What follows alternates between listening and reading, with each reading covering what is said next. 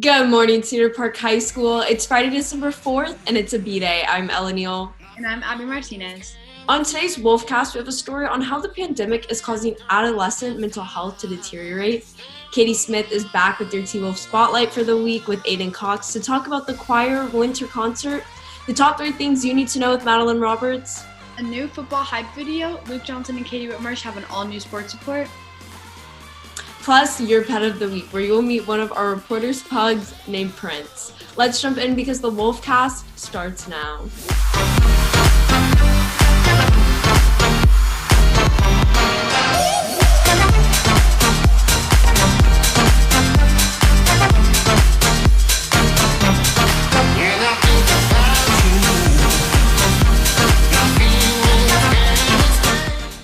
The COVID-19 pandemic and lockdown has brought a sense of fear and anxiety all around the globe. The virus has led to short-term as well as long-term psychological and mental health implications for children and adolescents. With many clueless and worried parents, it is crucial to know how to evaluate and develop strategies to stop psychological health disorders from getting worse. Reporter Reagan Hill has more. Thanks, Abby. With COVID-19 still ongoing, people are getting very tired of isolation and restricted social activities. To some, this is causing effects such as stress, anxiety, and episodes of depressive reactions. According to the CDC, suicide rates have increased by 11% since the start of the pandemic in January, and it is imperative to ensure that these health issues don't further increase into a psychological illness. I spoke with Shannon Henderson, a licensed specialist in school psychology, to learn more. So I think it's important to try to keep yourself healthy, number one, physically healthy. Like be sure you eat, healthy foods, make sure that you're not, I know during a pandemic, it's easy to kind of escape into some of those unhealthy behaviors like unhealthy eating or drug or alcohol use. It's really important to try to avoid those things. Also getting enough sleep is important, but maybe doing some things like just making a point to take some time to relax. Looking at the 2020 Stress in America survey conducted by the American Psychological Association, 52% of 13 to 17-year-olds said that they had less motivation to do schoolwork, and 43% said that their stress level had increased. I just have got out of contact with a lot of people. I gained weight, and that just brought everything down. The online school thing has just been very stressful, not having people to directly talk to.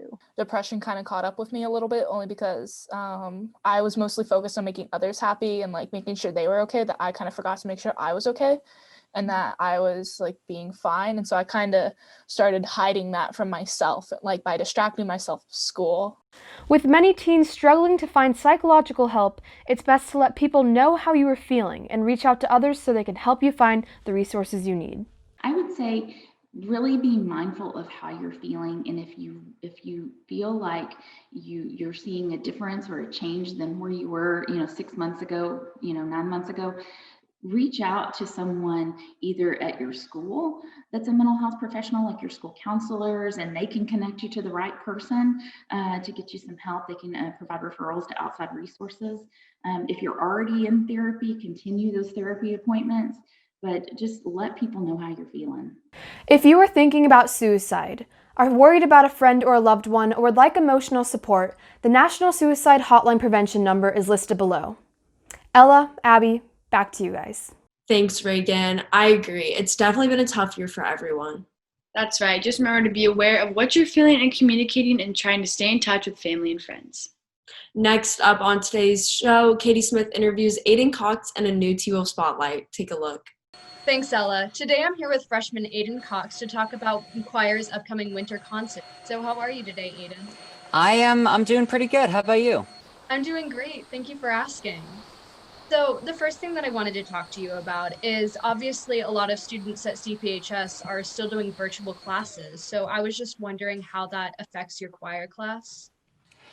I mean it's not in person. It's not like the experience is completely different. I am a freshman, so I don't know high school choir all that well, but in terms of what I know from middle school choir, it's a lot different than in person, and it was definitely a learning curve to kind of adjust to that. But it's they run it really smoothly. We're still learning almost just as much, and yeah. That's amazing. So, since a lot of students are in virtual and a lot of choir is happening virtually this year, how will the concert be put together? So students have recorded video and audio tracks of the songs that we are learning in class, and then I'm not sure who, but somebody will be editing them together, and it will be kind of a YouTube live stream virtual concert. Oh, that's really cool. So, Yeah. if students do want to tune into that, what day and time is it? If students want to tune in to the virtual CPHS Choir Winter Concert, they can tune in on December 16th at 6 p.m. Thank you so much, Aiden. That's actually all of the questions that I have for you today. Is there anything else that you would like to add? I don't believe so. Be sure to tune in on the 16th if you want to see all of the hard work that the choir students have put into this show. Thank you so much to Aiden for his time in doing this interview. Back to you, Ella. Coming up next are the top 3 things you need to know with Madeline Roberts. But first, a quick break. Smoky Moe's Barbecue, the best barbecue that money can buy. Proudly supporting Cedar Park High School.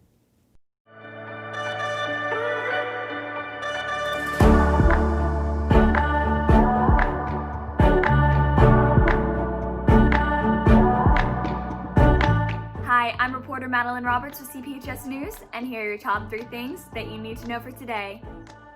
First, in order to promote the COVID-19 vaccine, former Presidents Obama, Clinton, and Bush announced that they would take a coronavirus vaccine on camera. In an interview on Sirius XM on Wednesday, former President Barack Obama stated, quote, "I promise you that when it's been made for people who are less at risk, I will be taking it. I may end up taking it on TV or having it filmed just so that people know that I trust this science, and what I don't trust is getting COVID," end quote.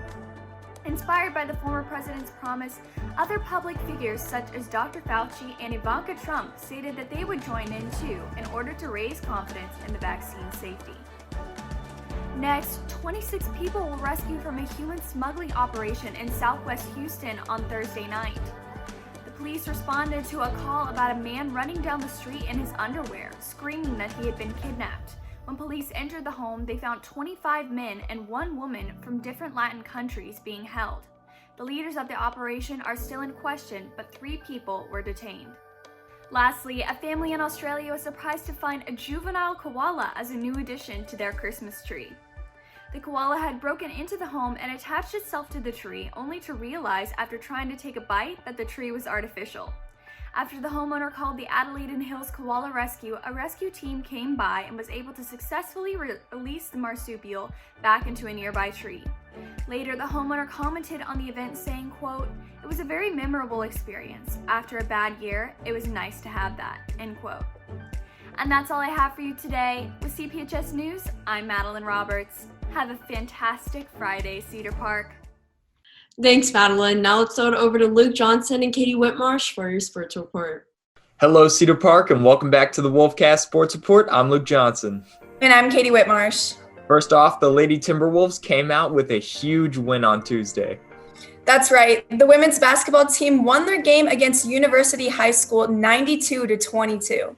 These games have shown Cedar Park's dominance by the amount of scoring alone.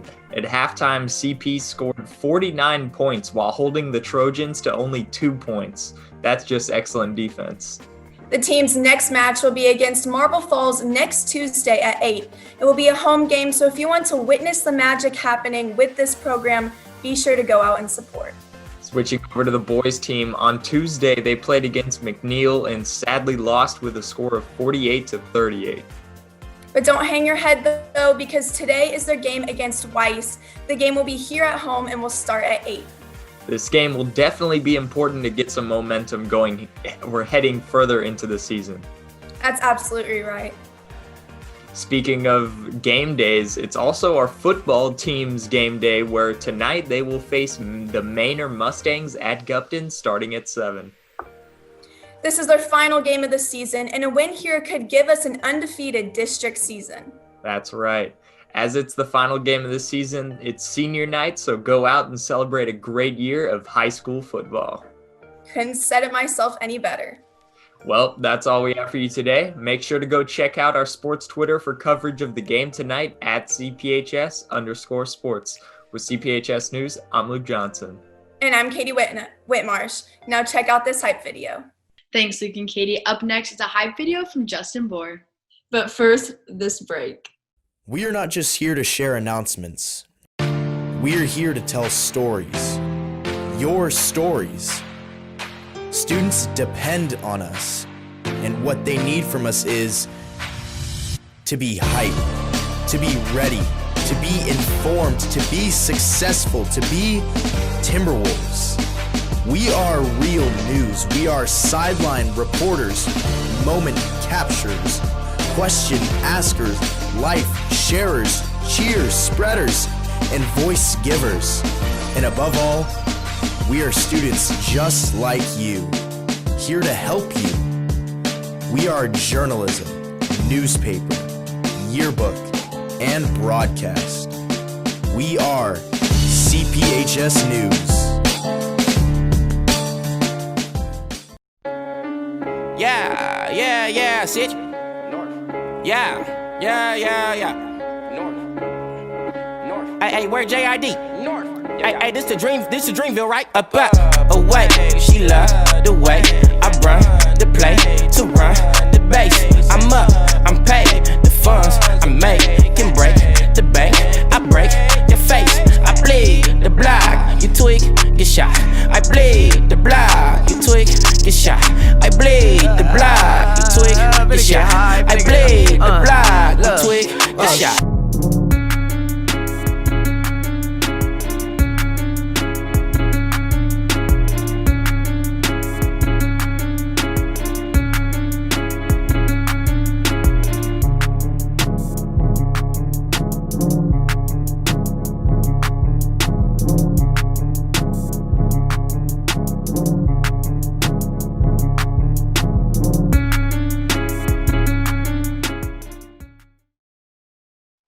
And now it's time for your Pet of the Week.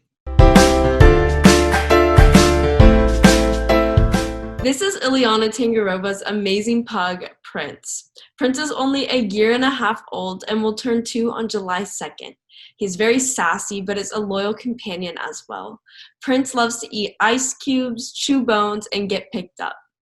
Though Ileana got him during Thanksgiving break, he is already a major part of the family.